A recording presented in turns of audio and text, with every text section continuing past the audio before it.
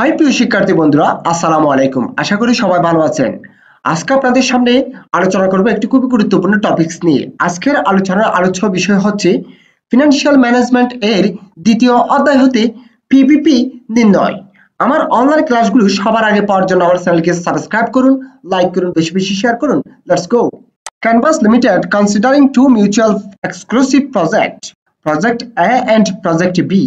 Project A requires an initial outlay of Taka 20,000 and the expected cash inflow of Taka 5,000 each of the next 5 years.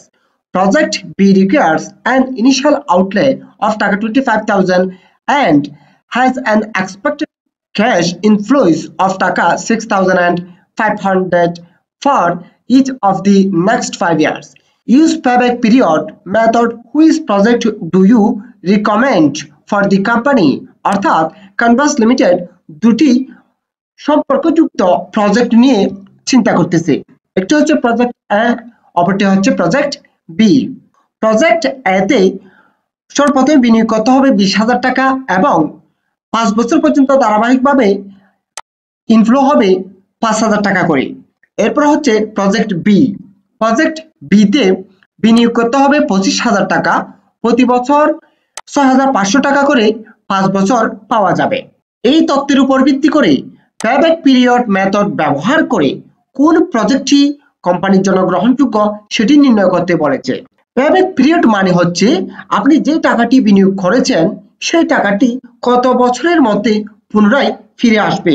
অর্থাৎ payback period এর যে মানটি কম হবে সেটি আমার জন্য গ্রহণযোগ্য হবে। এখন আমরা প্রদত্ত প্রশ্ন থেকে পিভিপি নির্ণয় করব। সলিউশন, সমাধান। PVP A equal to NCU divided by NCB. অর্থাৎ প্রজেক্ট এ এর জন্য পিভিপি সমান হচ্ছে এনসিইউ ডিভাইডেড বাই এনসিবি। মুখস্থ সূত্রটি লিখেছি। মুখস্থ সূত্র লেখার পরে আবার আমরা মানগুলো নিচে সাজাবো। হ্যাঁ, PVP equal to payback period what. উপরে হচ্ছে এনসিইউ।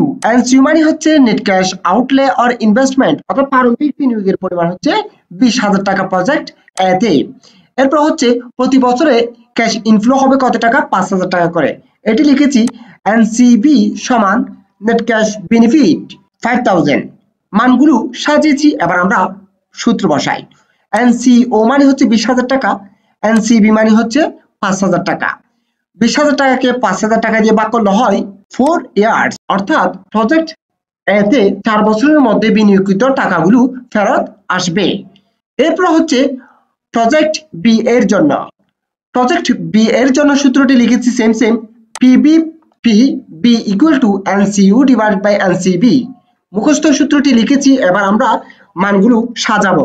প্রজেক্ট বি তে এনসিইউ বা ইনিশিয়াল বিনিয়োগের পরিমাণ হচ্ছে 25,000 টাকা এবং ক্যাশ ইনফ্লো অর্থাৎ প্রতি বছর নগদে আমি টাকা পাবো 6,500 টাকা করে। এই টাকাটি আমি সাজাবো। সর্বপ্রথমে PVP equal to payback period equal to what. NCU equal to net cash outlay or investment 25,000, অর্থাৎ প্রারম্ভিক বিনিয়োগের পরিমাণ হচ্ছে 25,000 টাকা। NCB equal to net cash benefit 6,500, অর্থাৎ প্রতি বছর প্রজেক্ট বি তে আমার 6,500 টাকা করে ইনকাম হবে, যেখানে 25,000 টাকা বিনিয়োগ করতে হবে। এই মানগুলো আমি এখানে সাজিয়েছি। এরপরে মানগুলো সূত্রে বসাবো। এনসিইউ মানে হচ্ছে কি, এই যে প্রারম্ভিক বিনিয়োগ 25,000 টাকা, এটি উপরে বসিয়েছি। এরপর হচ্ছে এনসিবি।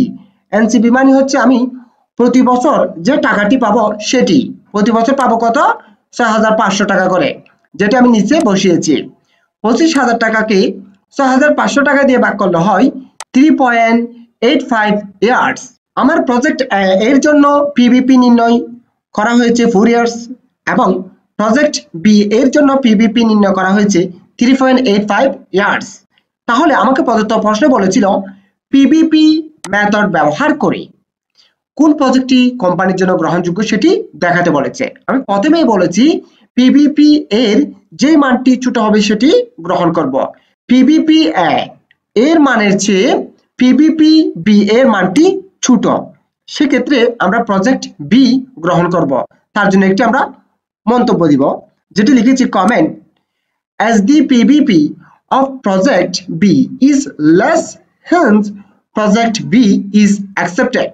যেহেতু পিবিপি প্রজেক্ট বি এটা ছোট, সেক্ষেত্রে প্রজেক্ট বিটাই অ্যাকসেপ্টেবল। আমি প্রদত্ত প্রশ্নটি আবার একটু বুঝিয়ে দিচ্ছি। আমাকে এখানে দুটি প্রজেক্টের উপাদান দিয়েছে। প্রথমটি হচ্ছে এই যে আমি যেটি বিনিয়োগ করব সেটি হচ্ছে এনসিইউ, নেট ক্যাশ আউটলে, এবং যে টাকাটি প্রতি বছর পাবো সেটি হচ্ছে এনসিবি। এই উপাদানগুলো প্রদত্ত প্রশ্নে দিয়েছে। এর জন্য আমাকে পিবিপি সূত্র ব্যবহার করে কোন প্রজেক্টটি গ্রহণ করব সেটি বলতে বলেছে। সেক্ষেত্রে আমি মুখস্থ পিবিপি এর মুখস্থ সূত্রটি লিখেছি, লিখে মানগুলো বসিয়ে পিবিপি নির্ণয় করেছি দুটার জন্যই, এবং যার পিবিপি ছোট সেটি আমি গ্রহণ করে একটি মন্তব্য দিয়েছি। আশা করি প্রদত্ত ক্লাসটি আপনারা খুব ভালোভাবে বুঝতে পেরেছেন। যদি ভালোভাবে ক্লাসটি বুঝে থাকেন, আমার এই অধ্যায়ের প্রথম ক্লাসের সূত্রগুলো আপনারা খুব ভালোভাবে দেখে নেবেন এবং পরবর্তী ক্লাসগুলো আপনারা ধারাবাহিকভাবে দেখবেন। আমার অনলাইন ক্লাসগুলো সবার আগে পাওয়ার জন্য আমার চ্যানেলকে সাবস্ক্রাইব করুন, লাইক করুন, বেশি বেশি শেয়ার করুন। সুস্থ থাকুন, নিরাপদে থাকুন। আসসালামু আলাইকুম।